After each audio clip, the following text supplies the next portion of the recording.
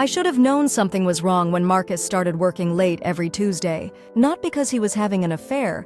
God, I almost wish it had been that simple. No, my husband of 12 years had found something far more seductive than another woman. He'd found the casino. The discovery came like a punch to the gut on a rainy Thursday morning in October. I was sitting at our kitchen table, laptop open, trying to balance our checkbook online when the numbers just didn't add up. At first, I thought it was a mistake. Maybe I'd missed a transaction or the bank had made an error. But as I scrolled through our account history, my heart began to race with a sickening realization. Withdrawal after withdrawal, always in round numbers, always on Tuesday nights. 500 here, 1,000 there, sometimes 2,000 in a single evening. Each transaction felt like a needle piercing my chest as I calculated the damage. $23,000, gone. Just gone. My hands trembled as I reached for my phone to call the bank, desperate for some explanation that would make this nightmare disappear. But deep down, I already knew. The late nights, the secretive phone calls, the way he'd been so eager to handle all our finances lately, it all made horrible sense now. Mrs. Chen, I'm showing multiple ATM withdrawals from the Lucky Dragon Casino.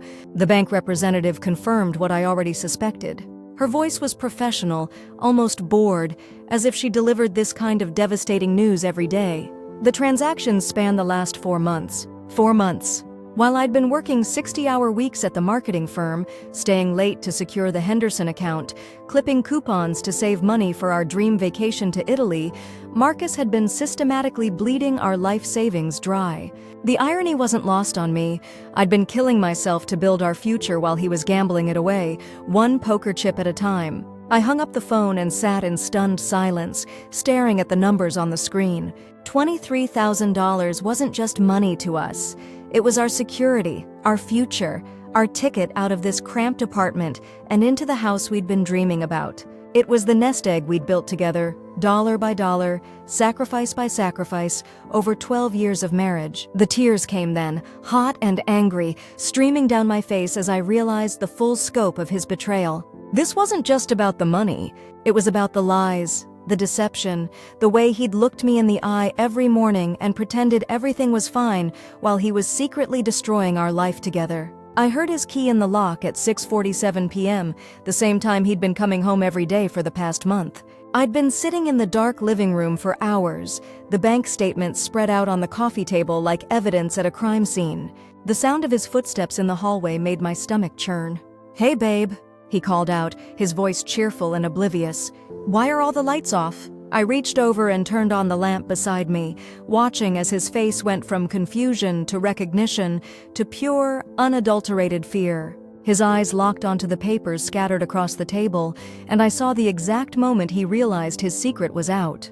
"Sarah, I can explain. $23,000, Marcus." My voice was steadier than I felt. $23,000 in 4 months. He stood frozen in the doorway, his work bag still slung over his shoulder, his face pale as death.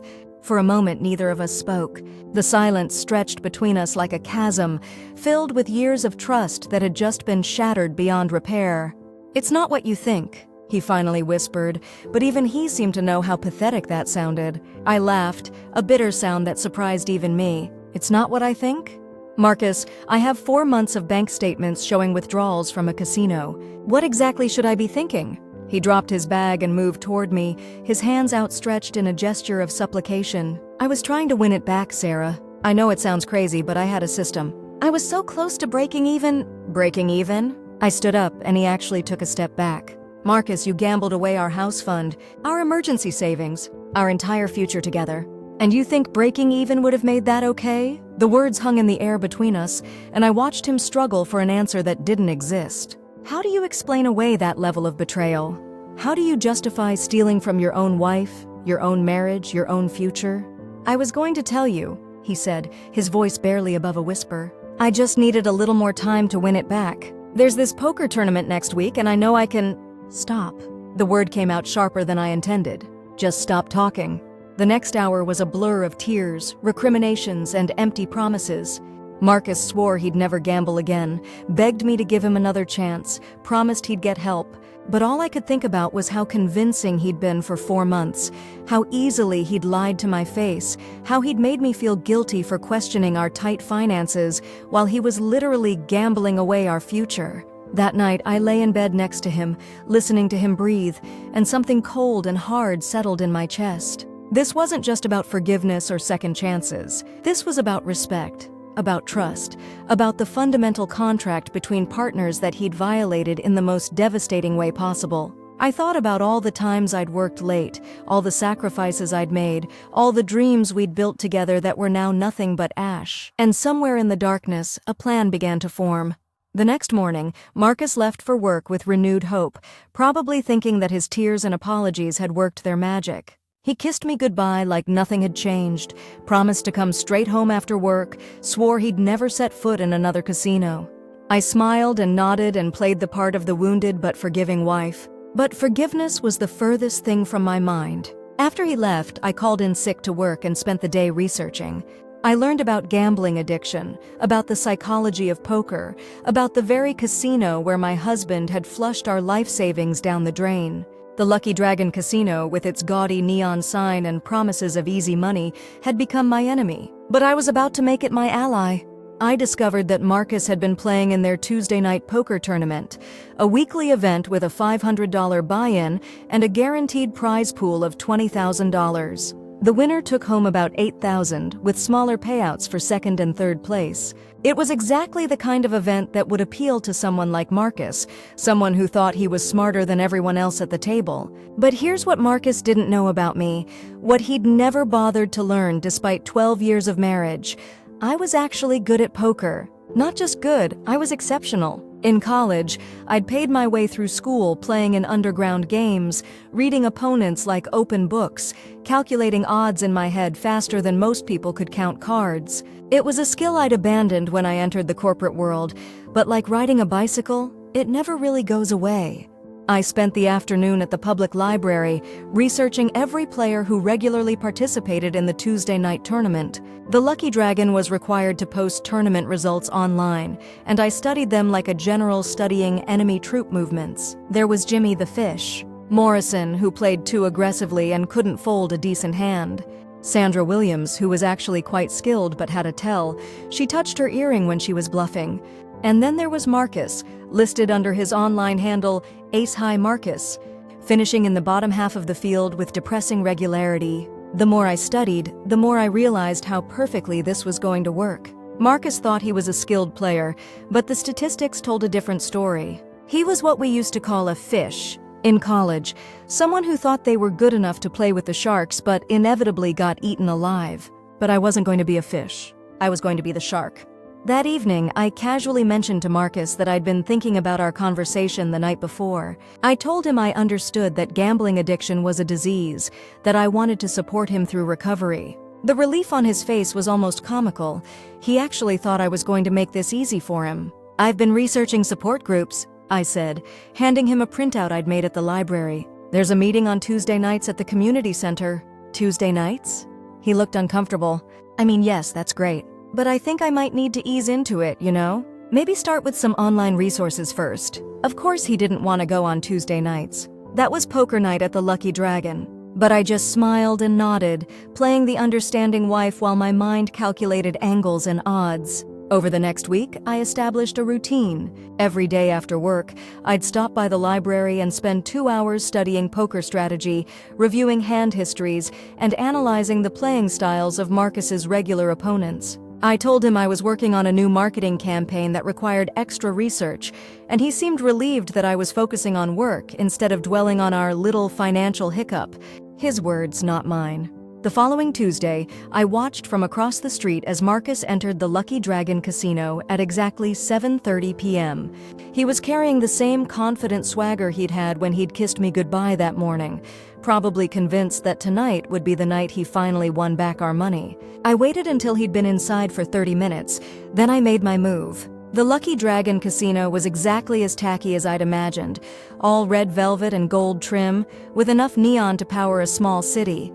The poker room was tucked away in the back corner, past the slot machines and blackjack tables, in a space that tried to look sophisticated but mostly just looked sad. 8 tables, each with 9 players, all chasing the same impossible dream of easy money. I'd dressed carefully for this moment. Nothing too flashy, nothing that would make me memorable. Just a simple black sweater and jeans, my hair pulled back in a ponytail, minimal makeup. I wanted to look like someone's wife who'd decided to try her luck at the tables, not like someone with a carefully crafted plan for revenge. The tournament director, a tired-looking man named Pete, took my $500 buy-in without even glancing up from his clipboard. "First time playing with us?" he asked, his voice bored from routine. "Yes," I said, allowing just a hint of nervousness to creep into my voice. "My husband plays here sometimes. He said it might be fun."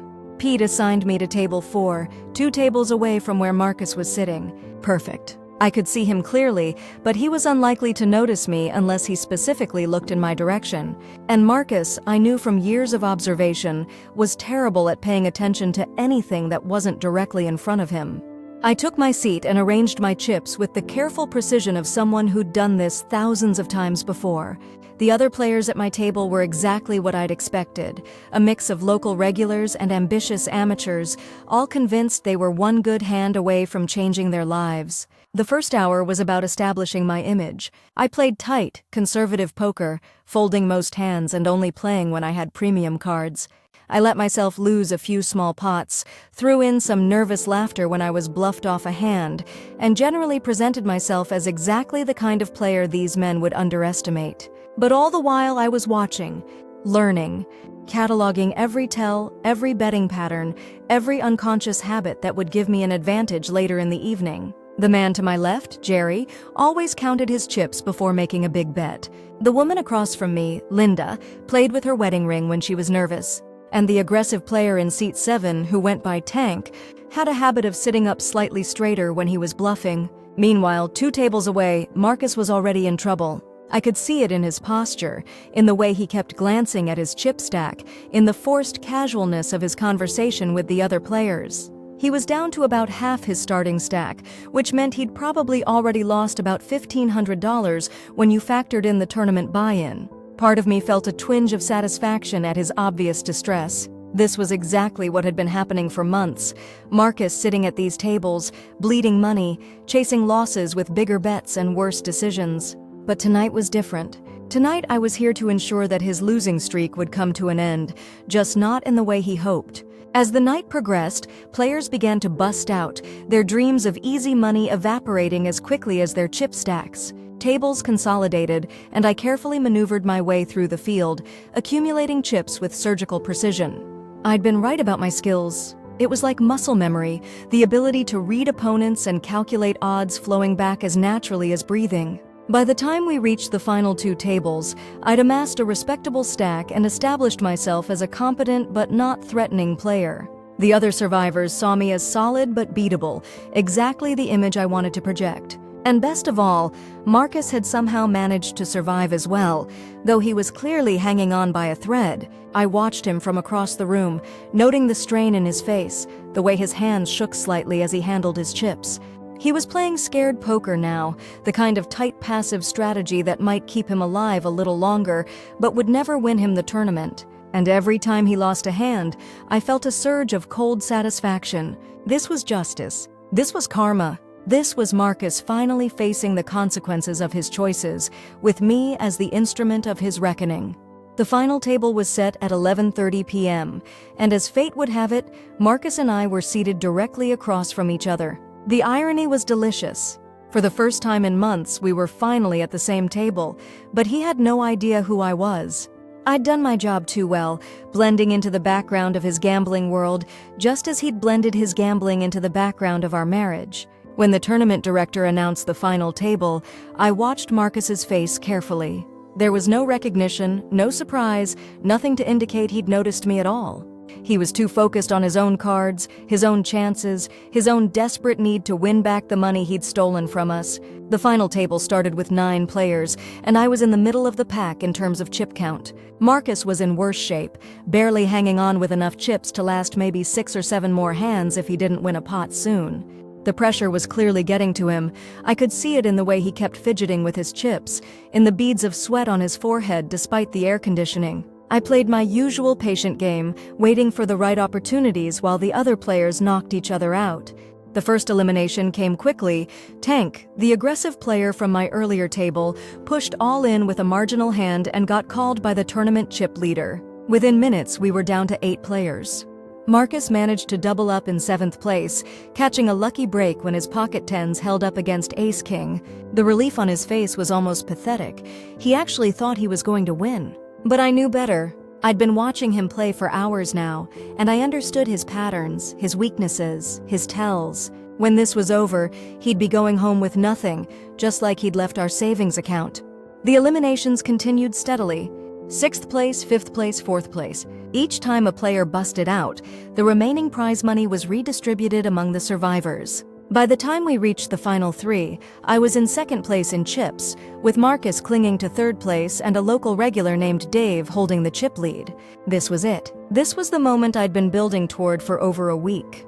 In a few minutes, my husband would discover that his wife had been sitting across from him all evening, watching him lose, waiting for her moment to strike. And when he did, I wanted to see his face when he realized that I wasn't just some random player who'd gotten lucky. I was his wife, his victim, his judge and jury all rolled into one. The hand that would change everything started innocuously enough. Dave folded his button, I raised from the small blind with ace-queen suited, and Marcus called from the big blind with what I suspected was a marginal hand. The flop came ace-7-4 with 2 hearts, giving me top pair with a good kicker. I bet about half the pot, a standard continuation bet that could represent either a strong hand or a bluff. Marcus stared at me for a long moment, and I felt my heart rate increase. This was the closest he'd looked at me all evening, and I was suddenly terrified he might recognize me. But he didn't. After 30 seconds of deliberation, he called my bet, and I knew I had him.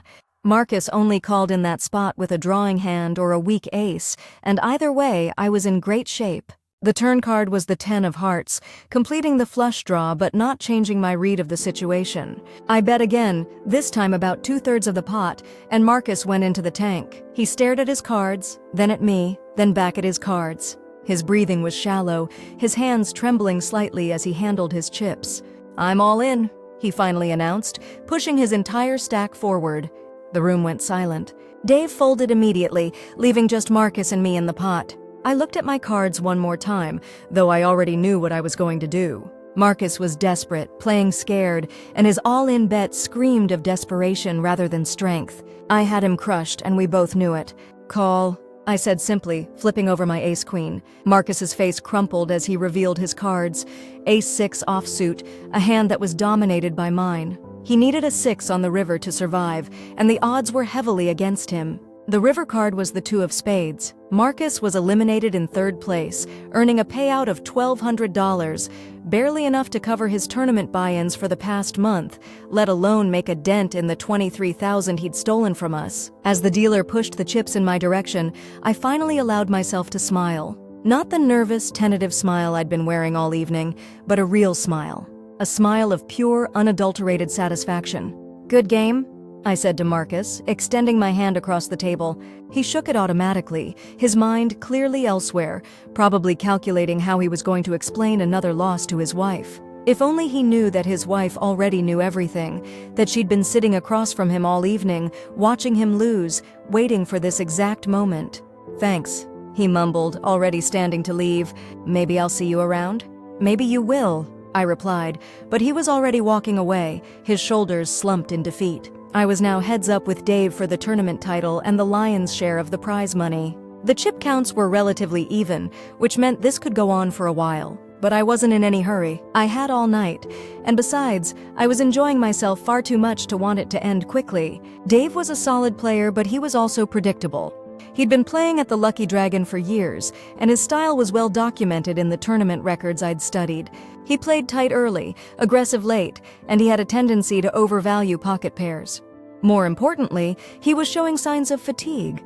It was past midnight, and the mental strain of tournament poker was clearly taking its toll. I, on the other hand, felt more energized than I had in months. Every chip I won, every hand I played, every decision I made was a small victory against the man who'd betrayed me. This wasn't just about the money anymore, though the money was certainly important. This was about proving that I was smarter, stronger, and more resourceful than Marcus had ever given me credit for. The heads-up battle lasted another 45 minutes, with the chip lead changing hands several times. But gradually, methodically, I began to wear Dave down. I varied my play, mixing in bluffs with value bets, keeping him guessing and off balance. When he played tight, I got aggressive. When he tried to push back, I tightened up and let him bluff off his chips. The final hand came at 1:17 a.m.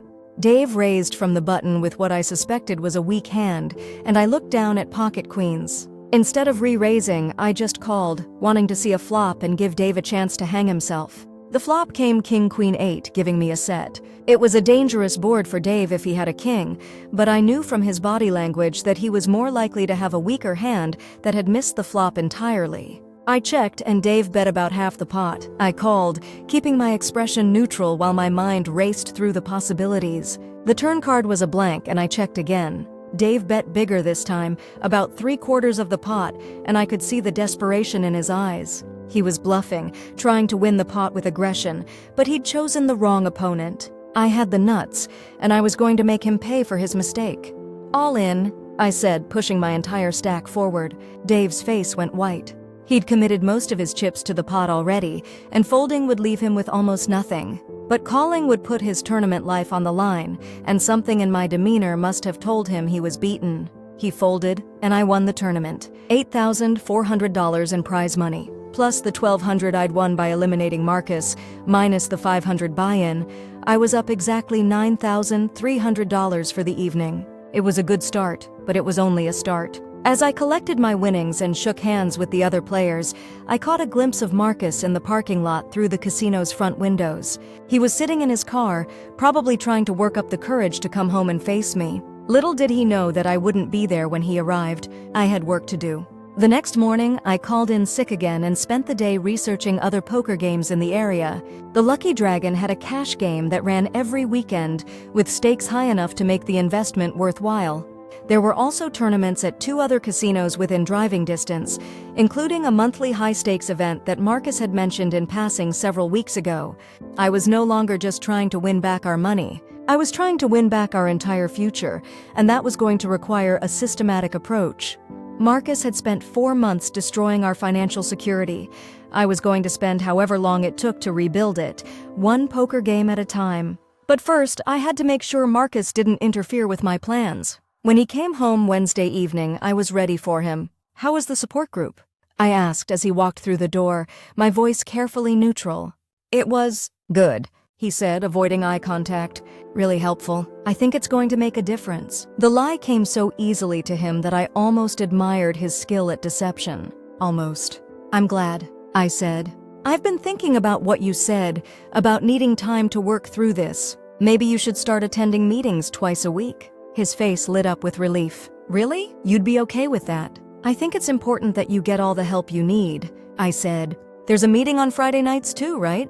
"Yes," he said quickly. "Friday nights. Same place. Perfect." Fridays were when the Lucky Dragon ran their weekend cash game, and if Marcus thought he was supposed to be at a support group meeting, he'd never think to look for me there. I was slowly but surely boxing him out of his own gambling haunts, claiming them as my territory instead. That Friday, I drove to the Lucky Dragon with $1,000 in cash and a head full of strategy. The weekend cash game was a different animal than the tournament, higher stakes, more skilled players, and no set end time. Players could come and go as they pleased, and pots could reach hundreds or even thousands of dollars. I'd spent the week studying the regular players, learning their habits and tendencies from online forums and social media. The game typically featured a mix of local professionals and wealthy amateurs, all looking to prove themselves against serious competition. It was exactly the kind of environment where someone with my skills could thrive. I bought in for the maximum allowed, $500, and took my seat at the table. The other players barely glanced at me, which was exactly what I wanted. In their minds, I was just another amateur looking to donate money to more experienced players. How wrong they were. The first few hours were about establishing my table image and getting a feel for the dynamics. I played tight, conservative poker, only entering pots with premium hands and folding at the first sign of trouble. I let myself lose a few small pots, threw in some nervous laughter when I was outplayed, and generally presented myself as exactly the kind of player these men would underestimate. But all the while I was watching, learning, cataloging every tell, every betting pattern, every unconscious habit that would give me an advantage later in the session. The man to my left, Robert, always touched his watch before making a big bluff. The woman across from me, Patricia, played with her necklace when she was nervous about her hand. And the aggressive player in seat 3, who went by the doctor, had a habit of sitting back in his chair when he was confident about his holding. After 3 hours, I was down about $200, which put me right where I wanted to be. The other players saw me as a competent but beatable opponent, someone who could provide action without being a serious threat to their profits. They had no idea that I was about to shift gears and unleash 4 years of suppressed poker skills on their unsuspecting heads. The turning point came at 11:30 p.m. when the doctor raised from early position with what I suspected was a strong hand. 2 players called, and I looked down at pocket jacks in late position. Instead of just calling, I raised to 3 times the original bet, a move that would either win me the pot immediately or build a large pot with a strong hand. The doctor called, as did one of the other players, and we saw a flop of Jack 8-4 with 2 clubs. I'd flopped a set, one of the strongest possible hands, and I could barely contain my excitement. The doctor bet about half the pot, the other player folded, and I raised him all in. The doctor went into the tank, staring at me intently, probably trying to figure out if I was bluffing or if I really had a monster hand. After 2 minutes of deliberation, he called with pocket queens, and I doubled up my stack. The other players suddenly looked at me with new respect. I'd just won a $1,000 pot with what appeared to be a perfectly timed bluff, and they were beginning to realize that I might be more dangerous than they'd initially thought. But I was just getting started. Over the next 2 hours, I systematically dismantled the game. I played aggressive, fearless poker, betting when I was strong, bluffing when I was weak, and always keeping my opponents guessing. I won pot after pot, steadily building my stack while the other players struggled to adjust to my new playing style. By 2 a.m., I was up over $3,000, and the game was beginning to break up.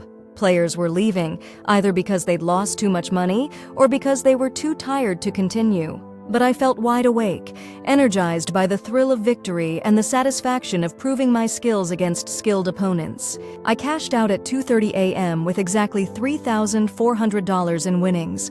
Combined with my tournament victory earlier in the week, I'd won over $12,000 in just 2 sessions. It was a good start, but I knew I was going to need many more sessions like this to fully restore our financial security. As I drove home through the empty streets, I felt a sense of purpose I hadn't experienced in months. Marcus had stolen our future, but I was going to win it back. Hand by hand, bet by bet, bluff by bluff, I was going to reclaim everything he'd taken from us. And the best part was, he had no idea what was coming. The next morning, Marcus was full of enthusiasm about his support group meetings. He thanked me for being so understanding, promised that he was making real progress, and even suggested that we start looking at houses again in a few months once he'd gotten his life back on track. I smiled and nodded and played the part of the supportive wife while my mind calculated odds and angles. In a few months, I'd have won back every penny he'd lost and then some. By then, I'd be ready to make my final move, to reveal the truth about what I'd been doing and watch his face when he realized that his wife was a better gambler than he'd ever dreamed of being. But first, I had more work to do. The following Tuesday, I returned to the Lucky Dragon for their weekly tournament. This time, I was a known quantity, the woman who'd won the previous week's event, who'd eliminated Marcus Chen in 3rd place. The other players eyed me with a mixture of respect and wariness, uncertain whether my victory had been skill or luck. I was happy to let them wonder. This time, I decided to mix things up. Instead of playing my usual tight, conservative style, I came out aggressive from the start. I raised the first 5 hands I played, regardless of my cards, establishing myself as a force to be reckoned with. The other players seemed confused by my new approach. They'd expected the cautious tournament winner from the week before, not this betting machine who seemed determined to play every pot. But there was method to my madness. By playing aggressively early, I was building a loose image that would serve me well later in the tournament when I tightened up and only played premium hands. When that happened, the other players would assume I was still playing loose and would be more likely to call my bets with weaker hands. Marcus wasn't at this tournament. I'd made sure of that by suggesting he attend a special support group session at the community center. He'd bought the lie completely, probably grateful for another excuse to avoid coming home and facing the reality of our situation. Little did he know that while he was sitting in an empty meeting room, waiting for a support group that didn't exist, I was systematically conquering his favorite gambling venue. The tournament progressed exactly as I'd planned. My early aggression had built me a substantial chip lead, and when I shifted gears in the middle stages, the other players were completely unprepared. They kept calling my bets with marginal hands, expecting me to be bluffing, only to discover that I'd suddenly started playing only premium cards. By the time we reached the final table, I had nearly half the chips in play. The other players were clearly frustrated, whispering to each other about my lucky streak, and making snide comments about beginners who didn't understand real poker. If they only knew that I'd been playing this game longer than some of them had been alive, that I'd cut my teeth in underground games where the stakes were measured in rent money and grocery bills. The final table was a masterclass in tournament strategy. I used my chip lead to bully the shorter stacks, forcing them to make desperate moves that I could easily counter. When they played tight, I stole their blinds. When they played loose, I trapped them with strong hands. One by one, they fell to my relentless pressure. The heads-up match was against a local regular named Mike, who'd been playing at the Lucky Dragon for over 5 years.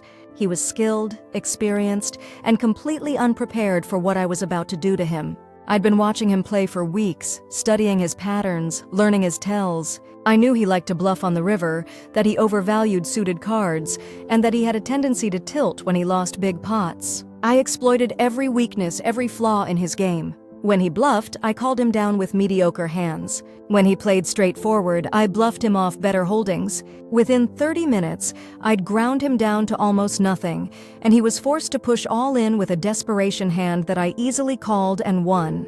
Tournament victory number 2, $8,200 in prize money. Combined with my previous winnings, I was now up over $20,000. I was already ahead of where we'd been before Marcus started his gambling spree, but I wasn't finished. Not even close. The other players congratulated me with forced smiles and thinly veiled resentment. I was disrupting their little ecosystem, taking money that they felt belonged to them. But I didn't care about their feelings. I cared about justice, about restoring what had been stolen from me, about proving that I was better than the man who'd betrayed me. As I collected my winnings, I noticed several players huddled in conversation near the tournament desk. They were clearly discussing me, probably trying to figure out how to adjust their strategies to deal with my playing style. Good luck with that, I thought.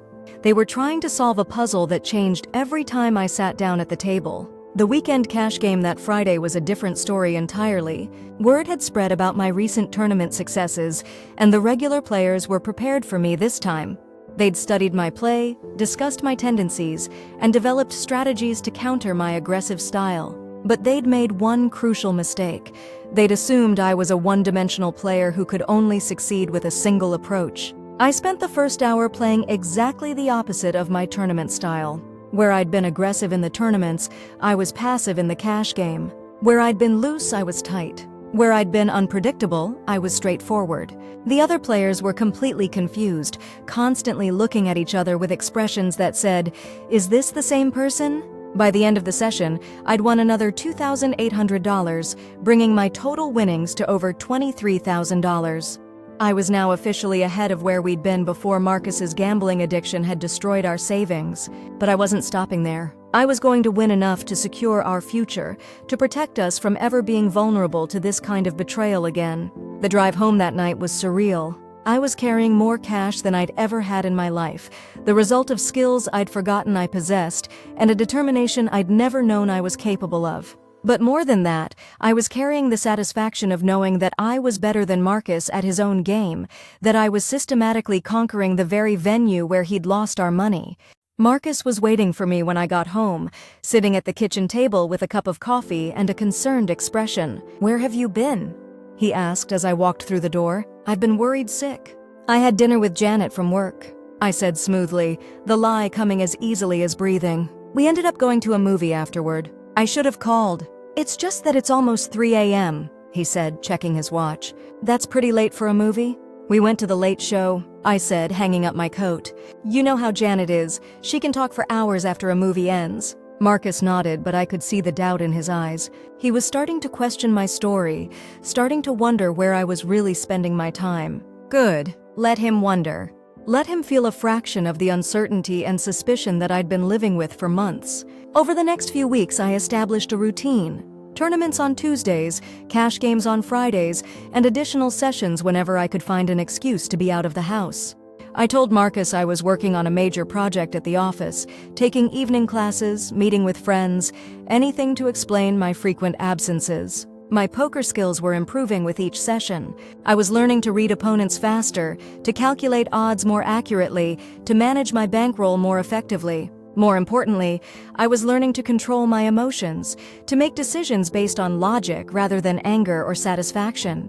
The revenge was becoming less about hurting Marcus and more about proving my own worth. By the end of March, I'd won over $45,000. I was keeping the money in a safety deposit box at a bank across town, building a nest egg that Marcus knew nothing about. Every dollar I won was a small victory, a tiny piece of justice in a world that had seemed fundamentally unfair just a few months earlier. But success was bringing new challenges. The regular players at the Lucky Dragon were becoming increasingly hostile toward me. They'd started calling me the Shark, behind my back, a nickname that was both a compliment and a warning. Some of them had begun avoiding games where I was playing, which was reducing the number of profitable opportunities available to me. More concerning was Marcus's growing suspicion about my activities. He'd started asking more questions about my whereabouts, checking my phone when he thought I wasn't looking, and making unexpected calls to my office to check in. He was beginning to behave like a suspicious husband, which was ironic considering that he was the one who'd been lying for months. The confrontation I'd been dreading finally came on a Tuesday evening in early April. I'd just returned from another successful tournament, my 7th victory at the Lucky Dragon, when I found Marcus waiting for me in the living room with a stack of papers spread across the coffee table. "We need to talk," he said, his voice cold and flat. I looked at the papers and felt my heart sink. Bank statements, credit card bills, and what appeared to be a private investigator's report. My blood ran cold as I realized what this meant. Marcus had been having me followed. "Sarah," he said, standing up to face me, "I know you haven't been working late. I know you haven't been taking evening classes. I know you've been lying to me for months." The irony of the situation wasn't lost on me. Here was the man who'd gambled away our life savings, who'd lied to me for months, who'd betrayed our marriage in the most fundamental way possible, and he was confronting me about my deception. "Where have you been going?" he demanded. "What have you been doing?" I could have lied. I could have come up with another story, another excuse. But I was tired of deception, tired of pretending that everything was fine when our marriage was fundamentally broken. So I decided to tell him the truth. "I've been playing poker," I said simply. The words hung in the air between us like a challenge. Marcus stared at me in confusion, as if he couldn't process what I'd just said. "Poker?" he repeated. "What do you mean, poker?" "I mean, I've been playing poker, Marcus. The same game you've been playing. The same game you used to steal $23,000 from our savings account." His face went through a series of emotions: confusion, disbelief, and finally, anger. "You've been gambling? Sarah, how could you do this to us?" We agreed that gambling was a problem, that we needed to work together to solve it. I laughed, a bitter sound that seemed to echo off the walls. "We agreed? Marcus, you stole our money and then made me feel guilty for questioning our finances. You lied to me for months while you systematically destroyed our future. And now you're upset that I've been playing the same game. This is different," he said, his voice rising. "I have a problem, Sarah. I'm sick. But you? You're doing this deliberately. You're choosing to gamble." "You're right," I said, meeting his eyes. "I am choosing to gamble, and I'm choosing to win." I walked past him to the bedroom and returned with a manila envelope I'd been keeping hidden in my dresser drawer. I dumped the contents on the coffee table: bank statements from my secret account, tournament receipts, and a detailed log of my winnings and losses. $47,600, I said, watching his face as he processed the numbers. "That's how much I've won in the past 3 months. That's how much I've won back from the casino where you lost our money." Marcus stared at the papers in shock. "This is impossible. Nobody wins this much money gambling. The house always wins. The house wins against players like you, Marcus. Players who think they're good enough to beat the game but lack the skill, discipline, and emotional control to actually succeed. I'm not that kind of player." "You're lying," he said, his voice barely above a whisper. "This has to be fake." You don't know how to play poker. I've known how to play poker since college, I replied. I paid my way through school playing in underground games. I was good enough to go professional, but I chose a different path. I chose to build a life with you instead. The revelation hit him like a physical blow. He sank back into his chair, staring at the evidence of my success with a mixture of awe and horror. Why didn't you tell me? He asked. All these years, why didn't you tell me you could play? Because I didn't think it mattered, I said. I'd left that life behind. I thought we were building something together, something that didn't involve gambling or deception or betrayal. I was wrong. Sarah, this is insane. You can't just become a professional gambler. What about your job? What about our future? What about our future? I stood up, my voice rising with each word. Marcus, you destroyed our future. You took our savings, our security, our dreams, and you threw them away at a poker table. Don't you dare lecture me about our future. But this isn't the answer, he said, gesturing at the papers. This isn't how we solve our problems. Our problems? I laughed again, the sound harsh and bitter. Marcus, we don't have problems. You have problems. You're a compulsive gambler who stole from his own wife. I'm just someone who's good at poker and decided to use that skill to fix what you broke. You're talking about divorce, he said, the words coming out flat and defeated. I'm talking about reality, I replied. I'm talking about the fact that you violated every principle of trust and partnership that a marriage is supposed to be built on. I'm talking about the fact that you made me feel guilty for questioning our tight finances while you were literally gambling away our future. I can change, he said, the desperation clear in his voice. I can get help. Real help this time, not just pretending to go to meetings. It's too late for that, I said. The damage is done. The trust is gone. I can't spend the rest of my life wondering if you're lying to me, if you're stealing from me, if you're going to gamble away our future again. Marcus was crying now, tears streaming down his face as he realized that his marriage was over. Sarah, please. I love you. I know I made mistakes, but I love you. If you loved me, I said, you never would have stolen from me. If you loved me, you would have come to me when you started having problems instead of lying and hiding and betraying me. If you loved me, you would have respected our partnership enough to include me in decisions that affected our future. What do you want me to do? He asked, his voice broken. What do you want from me? I want you to leave, I said simply. I want you to pack your things and go stay with your brother or your parents or whoever will take you in. I want you to give me space to figure out what I'm going to do next.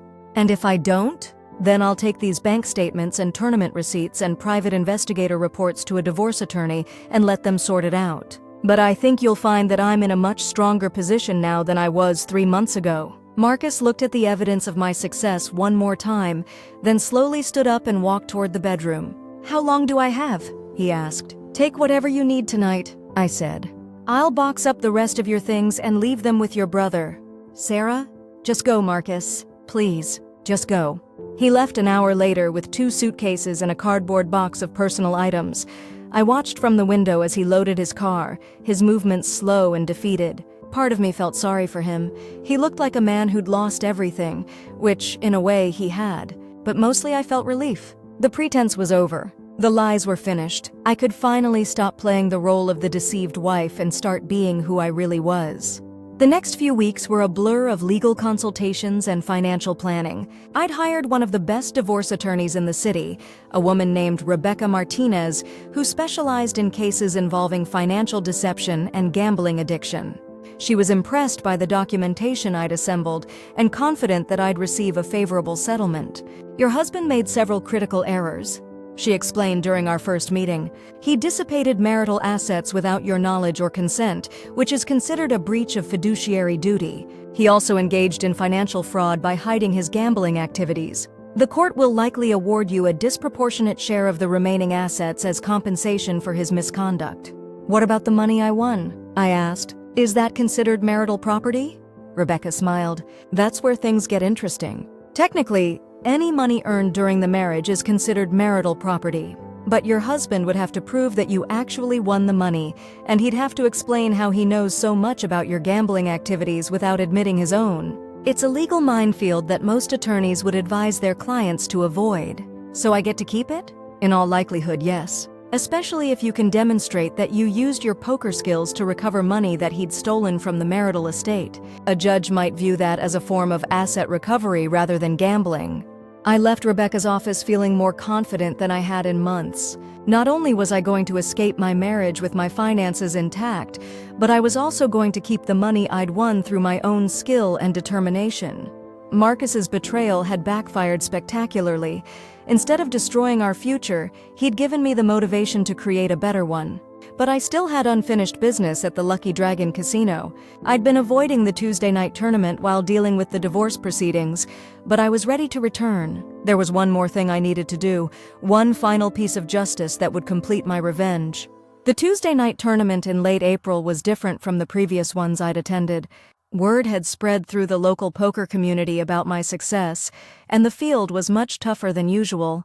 Several semi-professional players had driven in from other cities, hoping to take down the woman who'd been dominating the Lucky Dragons tournaments. I was ready for them. I'd spent the previous week studying online videos of their play, learning their strategies and identifying their weaknesses. I'd also developed a new playing style that was completely different from anything I'd shown before. A patient, calculating approach that would frustrate aggressive players and trap loose ones. The tournament started badly for me. I lost several early pots and found myself down to about half my starting stack within the first hour. The other players seemed to sense weakness, and they began targeting me with increased aggression. But I wasn't worried. I'd been in this position before, and I knew how to climb out of it. Slowly, methodically, I began to rebuild my stack. I played tight, aggressive poker, only entering pots with strong hands but playing them with maximum aggression. I picked up small pots with well-timed bluffs and won large pots when my opponents tried to bluff me off strong hands. By the dinner break, I was back above my starting stack and feeling confident. The other players were clearly frustrated by my recovery, and I could see them making increasingly desperate plays as they tried to eliminate me from the tournament. The final table was a war of attrition. The caliber of play was higher than I'd ever experienced at the Lucky Dragon, and every decision required careful calculation. But I was equal to the challenge. I'd been preparing for this moment for months, studying not just poker strategy, but the psychology of competition, the art of reading opponents, and the mental discipline required to make optimal decisions under pressure. One by one, the other players fell. The semi-professional from Las Vegas went out in 7th place when he tried to bluff me off a strong hand. The local regular who'd been talking trash about lucky amateurs busted in 5th place when he ran his pocket kings into my pocket aces. The aggressive young player who'd been targeting me all evening finished in 3rd place when he pushed all in with a draw that didn't come home. The heads-up match was against a middle-aged businessman named Frank who'd been playing poker for over 20 years. He was skilled, experienced, and completely unprepared for what I was about to do to him. I'd been watching him play all evening, cataloging his tendencies, learning his tells. I knew he liked to steal pots with position, that he overvalued top pair, and that he had a tendency to make hero calls with marginal hands. The match lasted almost 2 hours, with the chip lead changing hands multiple times. Frank was a worthy opponent, but he was also predictable. He played solid, fundamentally sound poker, but he lacked the creativity and adaptability that I'd developed over months of intense competition. The final hand came when Frank raised from the button with what I suspected was a marginal hand. I looked down at ace-jack and decided to just call, wanting to see a flop and give Frank a chance to bluff off his stack. The flop came ace-10-7, giving me top pair with a decent kicker. I checked, and Frank bet about 2/3 of the pot. I called, keeping my expression neutral while my mind raced through the possibilities. The turn card was a 4, changing nothing. I checked again, and Frank fired another bet, this time almost the size of the pot. I could see the confidence in his posture, the way he'd straightened up in his chair after making his bet. He thought he had me beat. "All in?" I said, pushing my entire stack forward. Frank's face went white. He'd committed most of his stack to the pot already, and folding would leave him with almost nothing. But calling would put his tournament life on the line, and something in my demeanor must have told him he was in trouble. He thought for almost 5 minutes before finally making the call. He flipped over ace-8, and I showed my ace-jack. My kicker was good, and I'd won the tournament. The prize money was $12,400, but that wasn't why I'd entered the tournament. I'd entered because I wanted to prove something to myself, to demonstrate that I could compete with the best players in the region and come out on top. I'd entered because I wanted to complete my transformation from victim to victor, from someone who'd been betrayed to someone who'd taken control of her own destiny. As I collected my winnings and accepted congratulations from the other players, I felt a sense of completion that I'd never experienced before. I'd started this journey as a desperate woman trying to recover stolen money, but I'd ended it as a skilled poker player who'd proven herself against serious competition. The drive home that night was peaceful. I'd won over $60,000 in 5 months of play, enough to secure my financial future and provide a comfortable cushion for whatever came next. But more than that, I'd won back my sense of self-worth, my confidence in my own abilities, and my belief that I could overcome any challenge that life threw at me. Marcus called me the next morning, his voice thick with emotion. "I heard about the tournament," he said. "Congratulations." "Thank you," I replied, surprised by the genuine warmth in his voice. "Sarah, I need to tell you something. I've been going to real meetings, getting real help.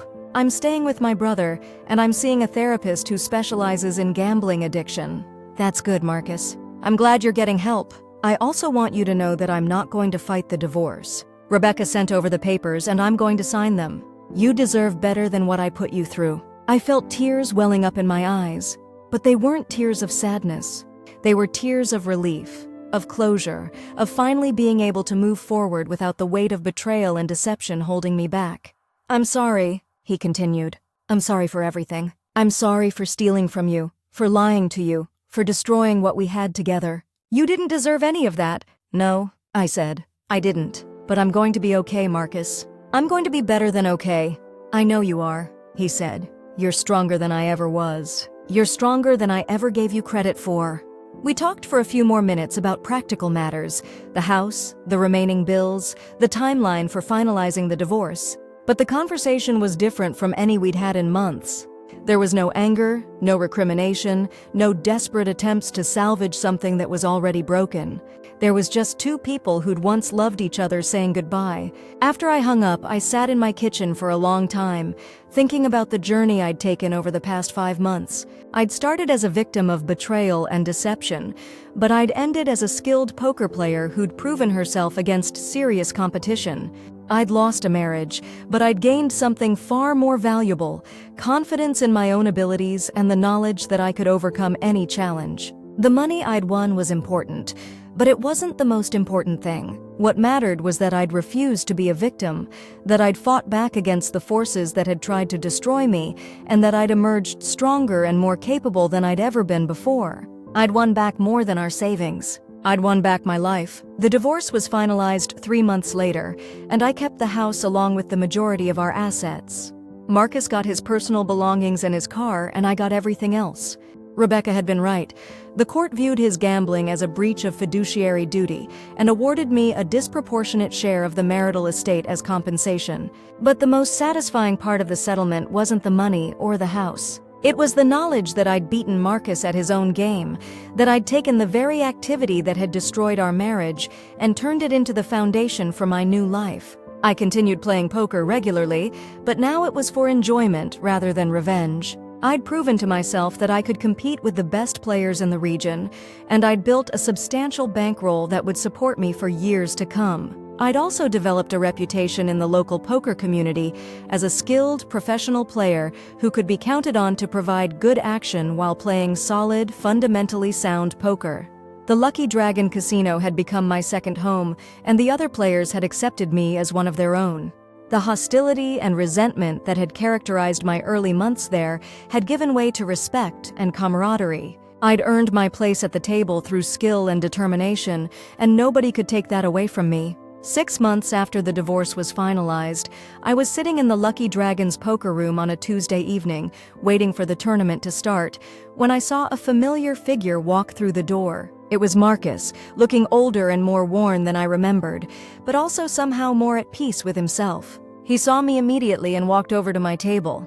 "Hello, Sarah," he said, his voice quiet and respectful. "Hello, Marcus," I replied. "How are you doing?" "I'm good," he said. "I'm clean. I haven't gambled in over 8 months, and I'm working with a therapist to address the underlying issues that led to my addiction." "I'm glad to hear that," I said, and I meant it. Despite everything that had happened between us, I didn't want to see him destroy his life completely. "I wanted to thank you," he continued. For not pressing charges, for handling the divorce with dignity, for giving me the chance to get help instead of just trying to destroy me. I wasn't interested in destroying you, Marcus. I was interested in protecting myself and rebuilding what you'd torn down. And you did that, he said, gesturing toward the poker room around us. I've heard about your success here. I'm proud of you, Sarah. You're a better player than I ever was. Yes, I said simply. I am, he smiled, a genuine expression that I hadn't seen on his face in years. I'm going to go now. I just wanted to say thank you and to tell you that I'm sorry for everything. Thank you, I said. That means a lot to me. He turned to leave, then paused and looked back at me. For what it's worth, I think you're exactly where you're supposed to be. I watched him walk away, feeling a sense of closure that I'd never expected to experience. The anger and resentment that had driven me for so many months had finally faded, replaced by a quiet satisfaction with what I'd accomplished and excitement about what the future might hold. The tournament that night was one of the most enjoyable I'd ever played. I felt relaxed and confident, playing with a freedom that I'd never experienced before. I wasn't playing for revenge or to prove a point or to recover stolen money. I was playing because I loved the game, because I was good at it, and because it had given me a new life when my old one had been destroyed. I finished third in the tournament, earning $2,800 in prize money, and I was perfectly happy with the result. I'd played well, made good decisions, and enjoyed the competition. That was all that mattered now. As I drove home that night, I thought about the journey that had brought me to this point. I'd started as a victim of betrayal and deception, but I'd ended as a skilled poker player who'd built a new life from the ashes of her old one. I'd lost a marriage, but I'd gained something far more valuable, the knowledge that I could overcome any challenge, that I could adapt and grow and thrive no matter what life threw at me. The money I'd won was important, but it wasn't the most important thing. What mattered was that I'd refused to let Marcus's betrayal define me, that I'd fought back against the forces that had tried to destroy me, and that I'd emerged stronger and more capable than I'd ever been before. I'd won back more than our savings. I'd won back my self-respect, my confidence, and my belief in my own abilities. I'd won back my life, and I was ready to live it on my own terms.